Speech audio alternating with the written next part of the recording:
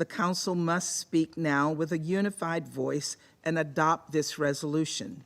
Repeated Houthi attacks on international shipping are a security threat. Without Iranian support, the Houthis would struggle to effectively track and strike commercial vessels navigating shipping lanes through the Red Sea and the Gulf of Aden.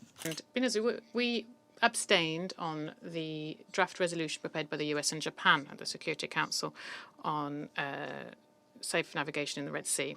I would like to once again underscore that this resolution cannot be seen as legitimizing the actions in the Red Sea of the so-called coalition made up of the US and its satellites.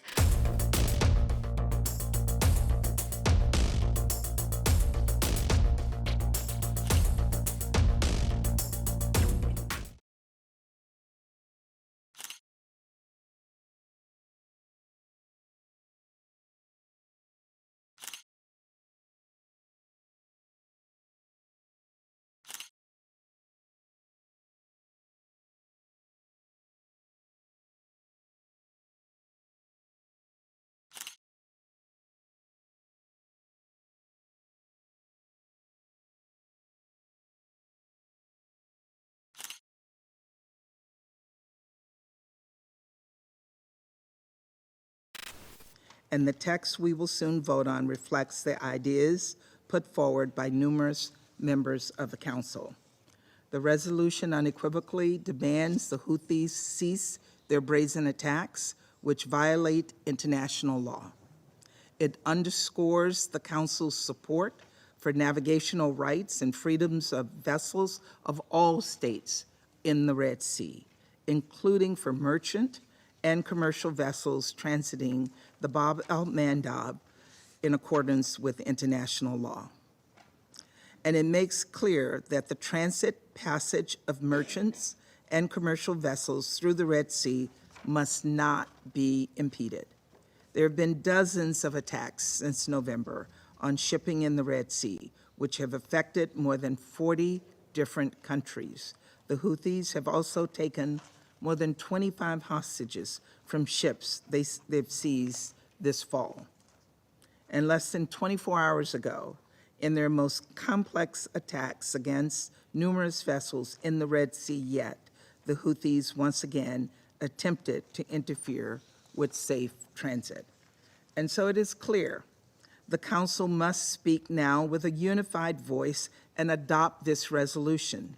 Repeated Houthi attacks on international shipping are a security threat.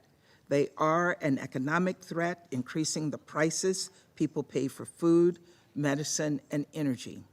And as the resolution before us emphasizes, they are a humanitarian threat, undermining the ability of the international community to deliver assistance to more than 21 million Yemeni people in need.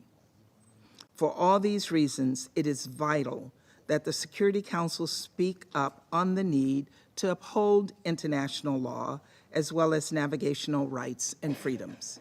Now, even as we continue to demand that the Houthis stop these attacks, we also must not overlook the fact that Iran has long enabled Houthi attacks. Without Iranian support, the Houthis would struggle to effectively track and strike commercial vessels navigating shipping lanes through the Red Sea and the Gulf of Aden.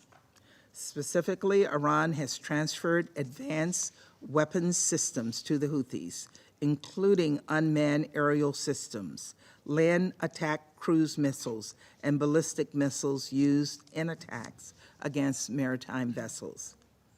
Let me be 100% clear here. The provision of arms and related material of all types to the Houthis is a violation of Resolution 2216. And adopting this resolution today will reaffirm that all member states, including Iran, must adhere to their obligations. Colleagues, the threat to navigational rights and freedoms in the Red Sea is a global challenge that necessitates a global response. The basic principle of freedom of navigation is at stake. and the Houthis and anyone who enables them need to hear a clear message from this Council. These attacks must stop. And Binazu, we abstained on the draft resolution prepared by the US and Japan at the Security Council on safe navigation in the Red Sea. I would like to once again underscore that this resolution cannot be seen as legitimizing the actions in the Red Sea of the so-called coalition made up of the US and its satellites. We note that the third OP3 cannot create a non-existing right of states to defend their ships from attacks. All activities without this OP, as it says itself, should be done strictly in line with existing international law. This project contains other serious issues in terms of international law, including inappropriate reference to UNCLOS, which, as we know, regulates the question of shipping and does not have any relation to what is happening at the moment here. Also, we regret that despite urging some delegations,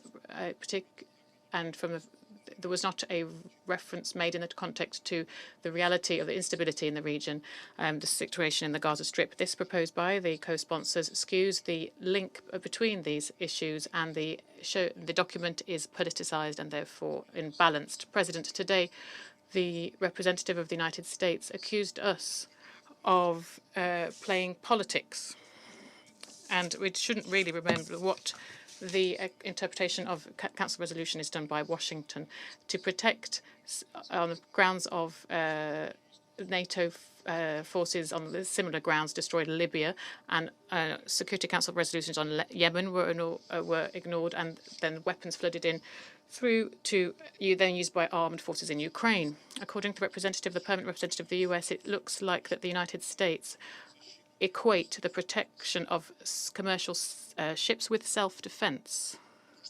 What they voted alongside with Britain, they voted against an amendment to PP9, which does not create a precedent, and against also our amendments to OP3. This shows that they essentially have shown their hand clearly, and that the aim of promoting this draft is to tie their hands in terms of the interpretation of the right to defend their ships with a reference to self-defense. We would caution our American colleagues against this type of conduct in this context. On our side, we believe that the resolution will be applied within the geographical framework of the Red Sea without any other, not in areas, fully in line with international law. Thank you very much.